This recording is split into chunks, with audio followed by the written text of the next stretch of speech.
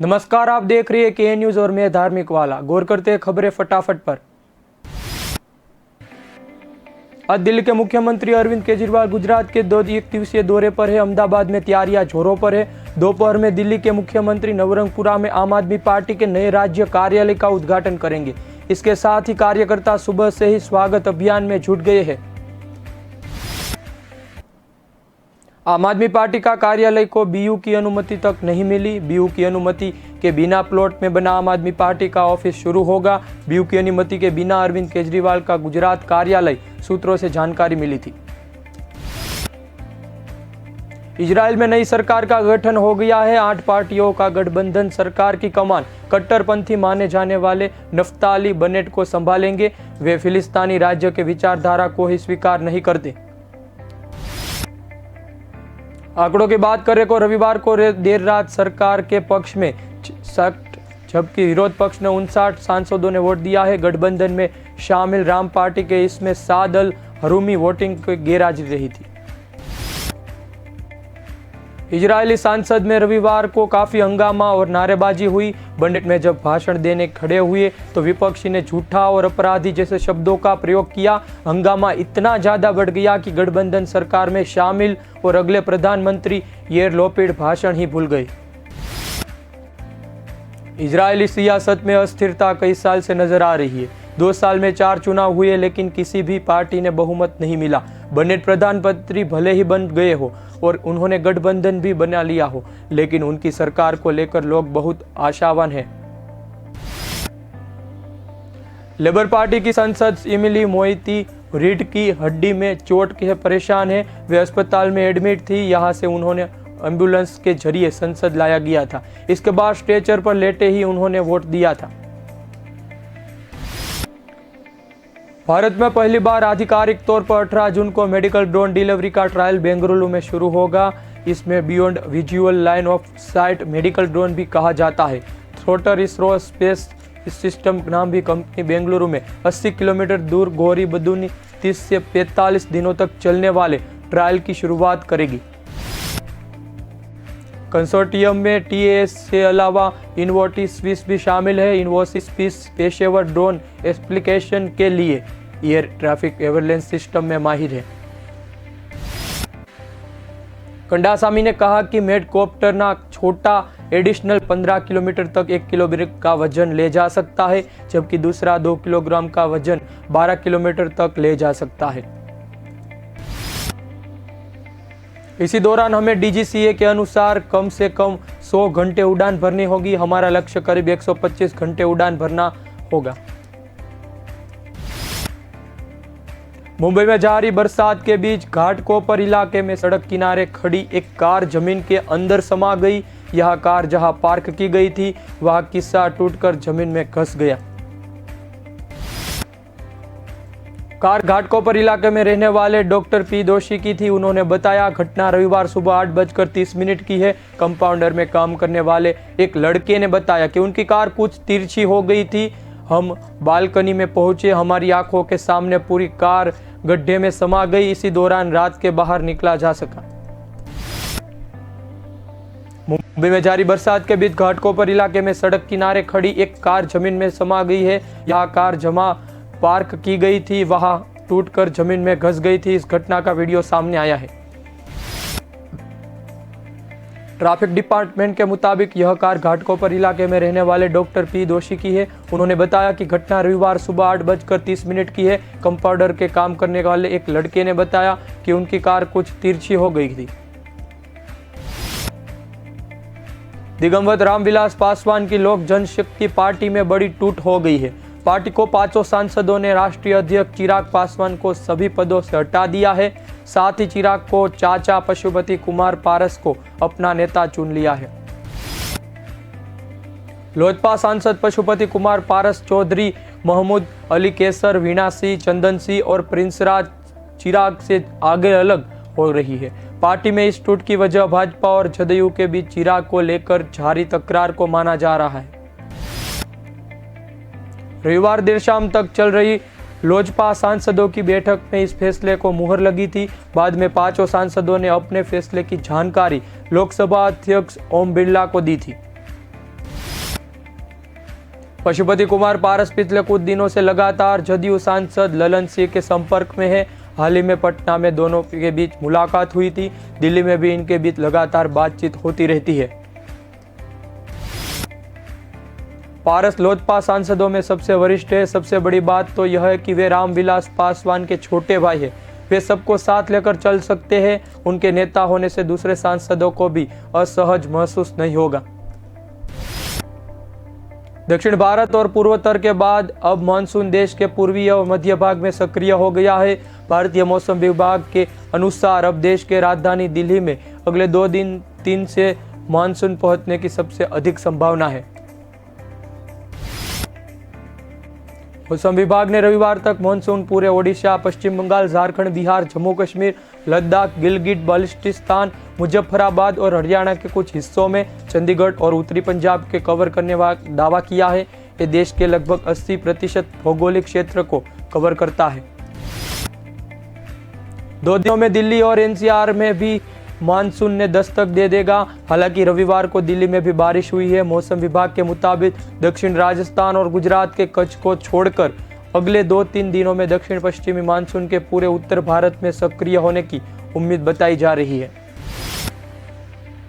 देश में कोरोना के केस में कमी का सिलसिला जारी रहा है। रविवार को देश में 68,362 नए संक्रमितों की पहचान हुई है। 1,13,003 मरीज ठीक हो चुके हैं, जबकि 3,880 लोगों की मौत हो चुकी है।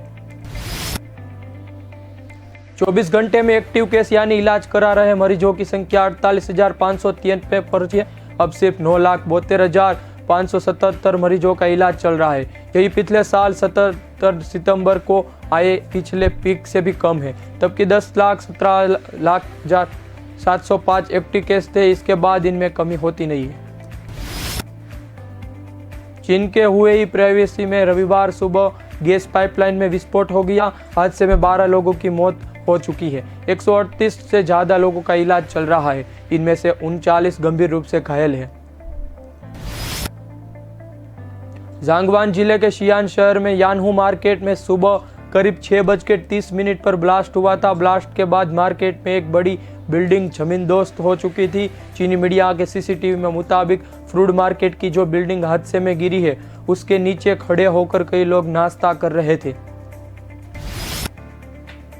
शियांग शहर में प्रशासन ने नोटिस जारी कर ब्लास्ट का कारण जानने के लिए जांच शुरू की है। सीसीटीवी के मुताबिक शियांग शहर में अस्पतालों में लोगों से बड़ी तादाद में रक्तदान करने की अपील की है। 8 इंदौर में सेल्फी लेते समय युवती के साथ बड़ा हादसा हुआ। रेलवे ओवरब्रिज से गिर गई। उसकी मौके पर ही मौत हो चुकी है। इंदौर की यह युवती सागर बुंदेलखंड मेडिकल कॉलेज में MBBS की 3rd ईयर की पढ़ाई कर रही थी। लॉकडाउन होने से इंदौर में घर आई रही थी। शनिवार रात 8 बजे की राजेंद्र नगर पुलिस ने बताया कि सिलिकॉन सिटी निवासी नेहा आरसे ने अपने भाई के साथ घूमने निकली थी। रात करीब 8 बजे दोनों राजेंद्र नगर रेलवे ओवरब्रिज के पास पहुंचे थे और घटना घटित हुई थी। नेहा के पिता राजेंद्र आरसे ने पॉली हाउस संचालित करते हैं। युवती के रिश्तेदार रामलाल ने बताया कि भाई बहन घर में घूमने निकले थे। इसी दौरान यह हादसा हुआ। नेहा सागर ने MBBS 3rd ईयर की डिग्री थी और लॉकडाउन के बाद घर आई थी। भोपाल में 10 दिन पहले मानसून पहुंच गया है। राजधानी में रविवार दोपहर बाद मानसून की पहली बारिश हुई थी। मौसम विभाग ने प्रदेश के सभी सजाग बारिश के लिए अलर्ट किया है। प्रदेश में दक्षिण पश्चिमी मानसून समय पहले ही पहुंच गया है। पिछले साल राजधानी में 23 जून को मानसून आया था।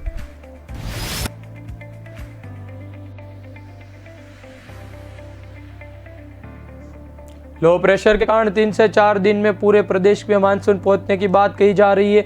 बता दें कि इस वर्ष अरब सागर में और बंगाल की खाड़ी में बने सिस्टम के कारण मानसून के जल्दी आने का कारण बताया जा रहा है।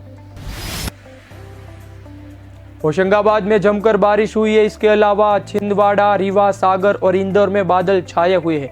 खंडवा खालवा में करीब 1.5 घंटे तक बारिश हुई। दोपहर 3:30 में शुरू हुई बारिश शाम को 5 बजे तक चली।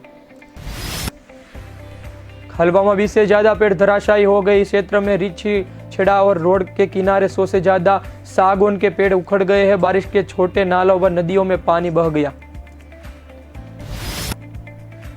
ग्वालियर में ऊर्जा मंत्री के शराबखोरी पकड़ी है। वह उनके अपने ही विभाग के एक विद्युत सब में स्टेशन में थे।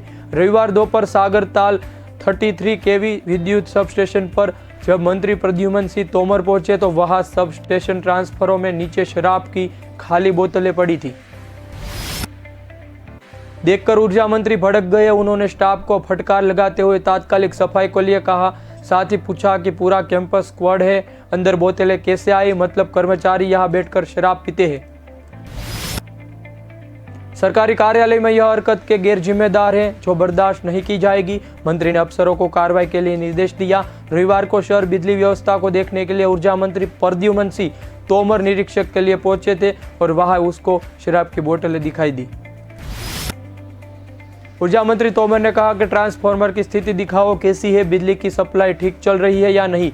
इतना पूछना था पर वह आगे बढ़ गए और तभी उनके पैर पे शराब की बोतल आ गई। इसके बाद उन्होंने नजर दौड़ाई तो ट्रांसफर के आगे पीछे कई शराब की आधा दर्जन शराब की बोतलें थी। ऊर्जा मंत्री ने कहा कि गलत बात है, सरकारी कार्यालय है, चारों तरफ से बाउंड्री है और गेट भी भला हुआ है। बाहर से तो कोई बोतल लेकर आ नहीं सकता और किसी ने शराब पी है तो यही पी है। मुंबई में शिवसेना विधायक ने ठेकेदार से साथ बदसलूकी की है और इसका नतीजा सामने आया है कि नेता यह भूल गए कि कोरोना फैल रहा है। उसमें नेताजी की हरकत किसी की जानलेवा भी साबित हो सकती है। नेताजी के लोगों ने ठेकेदार को धक्का भी दिया। इतना ही नहीं पर विधायक ने ठेकेदार के सिर पर कचरा भी डलवा दिया। उनकी इस हरकत का वीडियो वायरल हो रहा है। अपनी इस हरकत के पीछे विधायक ने दलील की कि ठेकेदार अपना काम ठीक से नहीं कर रहा था, इसलिए उसके साथ ऐसा सलूक किया गया। मुंबई में पिछले कुछ दिनों से मानसून की बारिश हो रही, इसमें वाटर लॉगिंग होने के लिए लोगों को दिक्कत और बढ़ रही है। लेकिन विधायक और ठेकेदारों के साथ जो किया गया उसकी नजरें सही नहीं ठहरा जा सकता।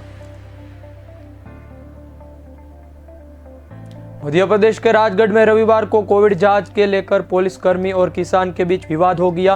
पुलिसकर्मी ने किसान को बाजार में रोककर कोविड जांच करवाने के लिए कहा। किसान ने मना कर दिया। इसके बाद पुलिसकर्मी और किसान के बीच सरेबाजार पिटाई कर दी। किसान ने पुलिस पर भी 2 हाथ जमा दिए। पिटाई के बाद किसान ने पुलिस को थाने में ले गया।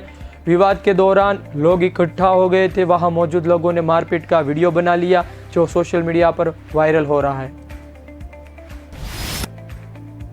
सुठालिया बस स्टैंड पर रविवार दोपहर स्वास्थ्य विभाग की टीम कोविड की जांच कर रही थी। मौके पर पुलिसकर्मियों की ड्यूटी लगाई गई थी। पुलिसकर्मियों ने बाजार में आने वाले लोगों को रोककर जांच करवा रहे थे। इसी दौरान चौकी गांव में रहने वाले मांगीलाल भिलाला को हेड कांस्टेबल विनोद यादव को रोका गया। गुस्से में प्रधान आरक्षण ने सरेबाजार पुलिसिया अंदाज में पिटाई कर दी। किसान ने भी आक्रोश होकर पुलिसकर्मी पर हाथ उठाया। मामले में बिहार एसडीओपी किरण अहिरवार का कहना है कि किसान कोरोना गाइडलाइन का पालन नहीं कर रहा था। इसको लेकर प्रधान आरक्षण विनोद यादव ने कहा कि तो नशे में धूत किसान से मारपीट शुरू कर दी। बचाव में पुलिसकर्मी में भी उसकी पिटाई की। प्रदेश में महामारी अलर्ट सुरक्षित हरियाणा यानी लॉकडाउन को कई छूट के साथ 21 जून की सुबह 5 बजे तक बढ़ा दिया गया है। अब बाजारों में ऑड इवन फॉर्मूला खत्म कर दुकानों को खोलने का समय बढ़ा दिया गया है।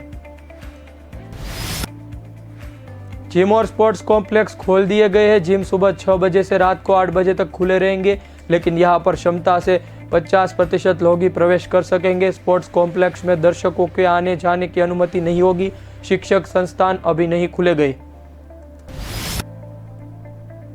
अगले आदेश तक ये बंद रहेंगे। इनमें college, school, coaching centre, ITI, library, training institute आदि शामिल है।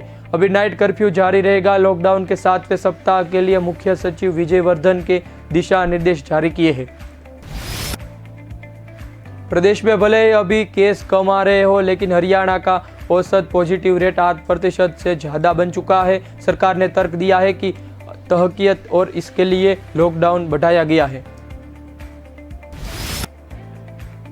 बस्तर की जीवनदायिनी इंद्रावती नदी बारिश के दौरों में कई गांवों में अभिशाप बन जाती है। बस्तर के 30 से ज्यादा नदी घाटों में डोंगी पलटने से इस साल बारिश में ही औसतन 15 से ज्यादा मौतें हो चुकी है।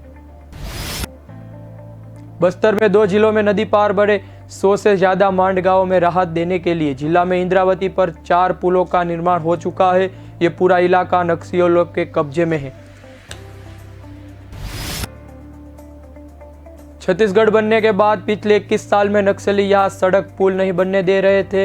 इसके चलते यहाँ सरकारी योजनाएं नहीं पहुंच पाती थी।